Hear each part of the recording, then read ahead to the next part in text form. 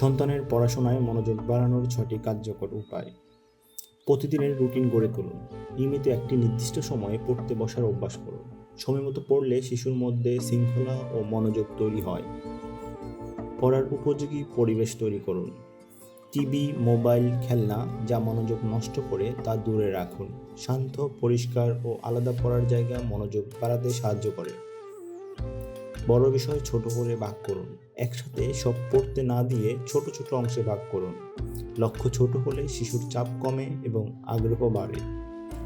পড়াশোনায় মজা যোগ করুন। কুইজ, গল্প, খেলাধুলার মাধ্যমে পড়া শেখান।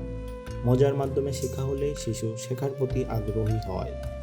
বাচ্চাকে সময় দিন, শুনুন এবং বোঝার চেষ্টা করুন। শুধু নির্দেশ নয়, তার কথা মনোযোগ দিয়ে শুনুন। পাশে থাকলে শিশুর আত্মবিশ্বাস ও মনোযোগ দুটোই বাড়ে।